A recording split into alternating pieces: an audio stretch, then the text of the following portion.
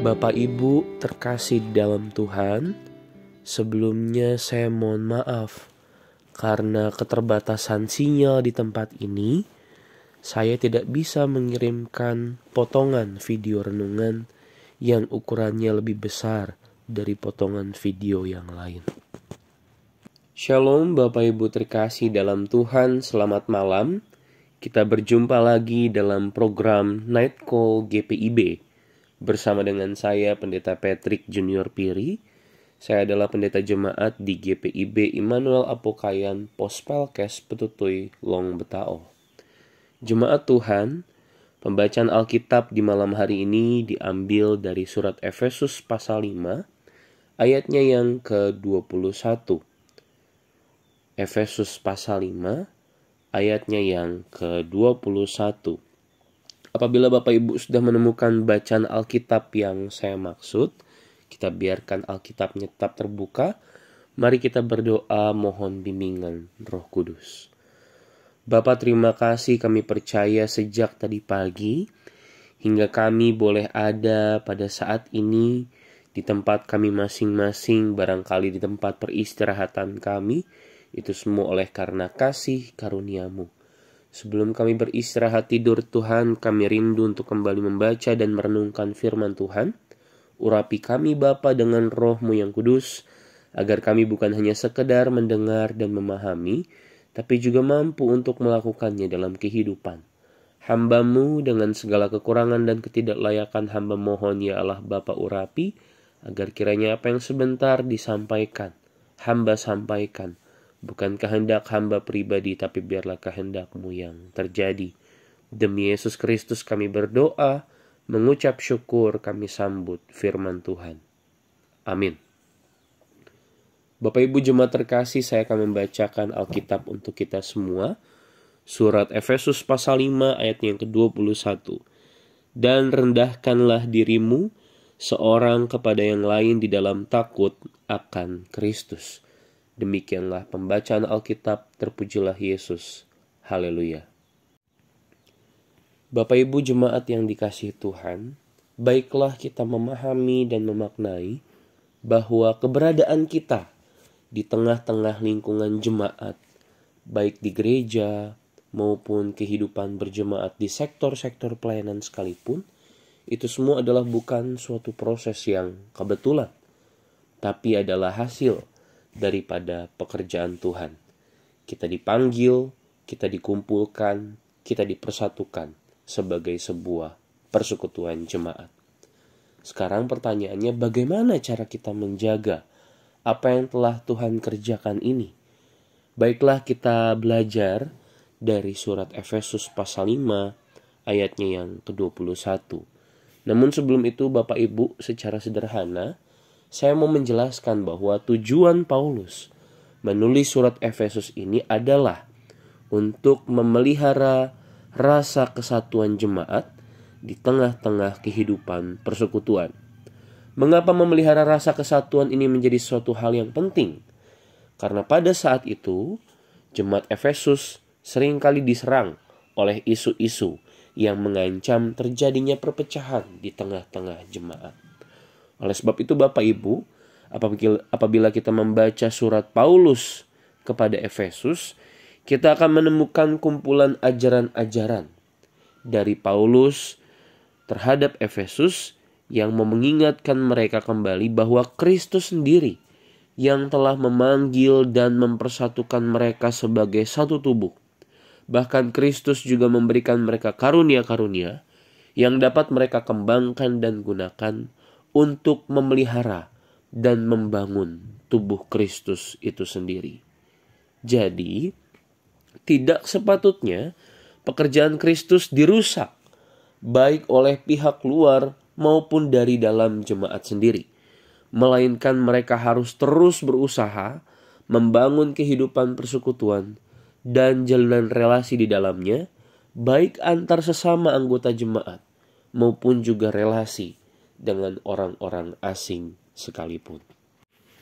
Nah Bapak Ibu jemaat Tuhan, apa yang kita baca di ayat ke-21 di malam hari ini adalah merupakan poin terakhir dari beberapa poin penting yang Rasul Paulus ingin sampaikan bagi Efesus tentang bagaimana caranya hidup sebagai anak-anak terang. Atau yang bisa kita pahami juga bagaimana caranya menjadi pengikut Kristus dengan sikap hidup yang baik dan benar.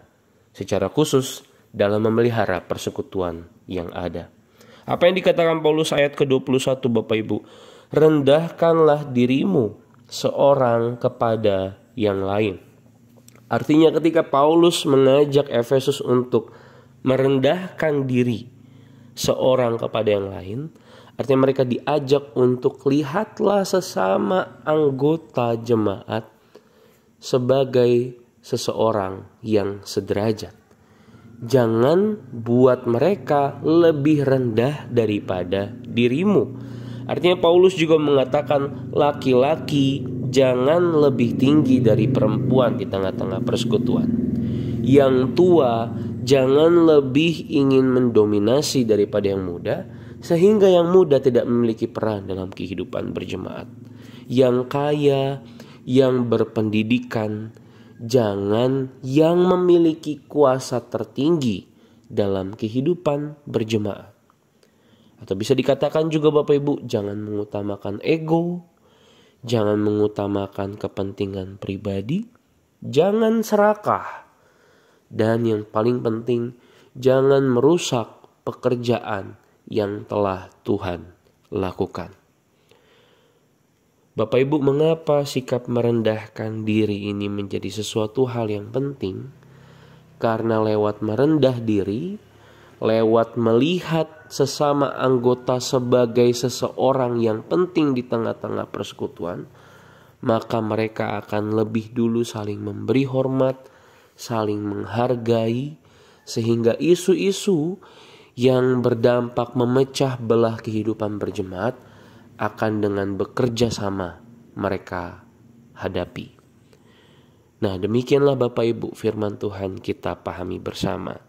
Sekarang lewat firman Tuhan ini, apa yang dapat kita renungkan di malam hari ini? Bapak Ibu, mau dikatakan begini, berhikmatlah dalam berkata, dalam berpikir, dan juga dalam bersikap. Karena kerapuhan, seringkali kita berbuat yang namanya salah, baik sengaja maupun tidak.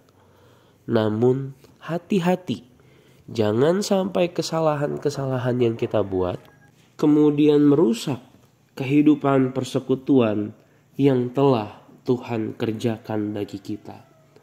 Bapak Ibu, seringkali tanpa sengaja, tanpa kita sadari, kita merendahkan orang lain. Lewat perkataan kita, lewat setiap tindakan, keputusan yang kita ambil, seringkali tanpa disadari. Itu semua didasari oleh rasa di mana kita menganggap kita lebih tinggi, lebih bisa, lebih pintar daripada orang lain. Tindakan-tindakan yang seperti demikian Bapak Ibu seringkali menimbulkan sakit hati, pertikaian, dan juga memecah belah rasa persaudaraan. Jadi bagi Paulus, merendahkan diri antara satu dengan yang lain adalah merupakan hal yang penting, di mana kita melihat saudara-saudara kita dalam kehidupan berjemaat sama-sama memiliki peran penting. Dengan begitu Bapak Ibu, ketika permasalahan menghantui kehidupan berjemaat, yang timbul seharusnya adalah rasa ingin saling menopang, saling membantu, saling memberikan masukan, saling menguatkan, dan juga saling membangun. Dan jangan lupa, libatkan Tuhan selalu sebagai kepala gereja, yang akan kiranya menolong dan mampukan kita lewat hikmat-Nya, sehingga pikiran, perkataan, dan tindakan kita boleh berjalan seturut dengan apa yang Ia maksud. Bapak Ibu, demikianlah firman Tuhan disampaikan bagi kita semua. Kiranya Tuhan akan senantiasa menolong kita dalam melaksanakan firman Tuhan yang telah kita dengar. Amin. Jemaat Tuhan, marilah kita bersatu di dalam doa. Allah Bapa yang Maha Baik, kami mengucap syukur berterima kasih untuk bacaan Alkitab di malam hari ini. Surat Efesus pasal 5 ayat 21 boleh mengingatkan kami semua untuk senantiasa merendahkan diri antara seorang terhadap yang lain. Agar kiranya Bapa, kami senantiasa memandang saudara-saudari kami terkasih, baik di tengah-tengah kehidupan berkeluarga, lingkungan masyarakat, bahkan di tengah-tengah persekutuan terlebih khususnya, bahwa mereka senantiasa memiliki peranan yang penting dalam kehidupan berpelayanan. Ya Allah Bapa yang Maha Baik, ajar kami, berikan kami hikmat-Mu, agar senantiasa Bapa setiap kata, pikiran, dan tindakan kami bukan menjadi batu sandungan bagi orang lain, melainkan senantiasa terus menjadi garam dan terang bagi banyak orang. Bukan yang merusak pekerjaan Tuhan, melainkan senantiasa turut ambil bagian dalam membangun tubuh Kristus. Ya Allah Bapa, kami sebentar akan istirahat malam di tempat kami masing-masing. Biarlah kami yakin dan percaya Bapa, Engkau yang telah menjaga kami di sepanjang hari ini, yang juga akan menjaga dan memelihara kami dalam tidur. Sehingga istirahat kami Bapa boleh kami alami dengan nyenyak, dan kami boleh bangun besok pagi dengan semangat yang luar biasa, menjalani hari baru yang Tuhan percayakan untuk kami jalani. Kami yang sakit ya Allah Bapa, kami mohon di dalam nama Tuhan Yesus, berkati setiap hal yang masuk ke dalam tubuh, berkati setiap hal yang pada saat ini menyentuh kulit kami, agar kiranya menjadi sumber kekuatan yang baru, kami dipulihkan dan kami boleh bersuka cita memuji nama Tuhan.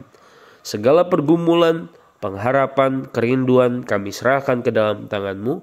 Biarlah Allah Bapa, Engkau menyatakan apa yang baik dalam kehidupan kami. Ini doa dan harap hati kami. Ampuni segala salah dan dosa kami ya Allah Bapa. Demi Yesus Kristus, Juru Selamat kami yang hidup, kami berdoa dan mengucap syukur. Amin. Bapak Ibu, demikianlah renungan malam dalam program Night Call GPIB disampaikan bagi kita semua. Selamat beristirahat, selamat malam, sampai berjumpa lagi dalam program Night Call GPIB yang berikutnya. Tuhan Yesus memberkati kita semua.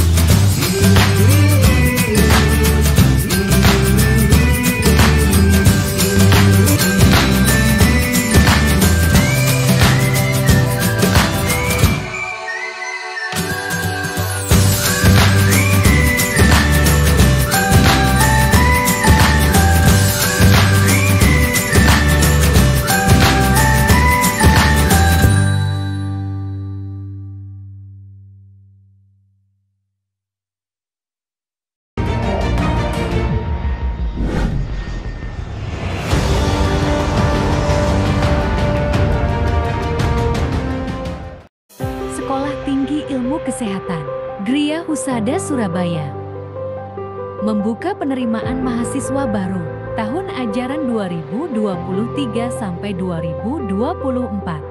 Sekolah Tinggi Ilmu Kesehatan Gria Husada terakreditasi BAN PTB dengan menawarkan 2 program studi, yaitu pertama, D3 Kebidanan, kedua, Administrasi Rumah Sakit. Ada juga fasilitas yang memadai seperti asrama putri, perpustakaan, gazebo dan hotspot area, dan masih banyak lagi. Pendaftaran gelombang pertama dibuka pada Desember 2022 sampai Februari 2023. Gelombang kedua dibuka pada Maret 2023 sampai Mei 2023. Gelombang ketiga dibuka pada Juni 2023 sampai September 2023. Untuk informasi lebih lanjut dapat menghubungi nomor di bawah ini.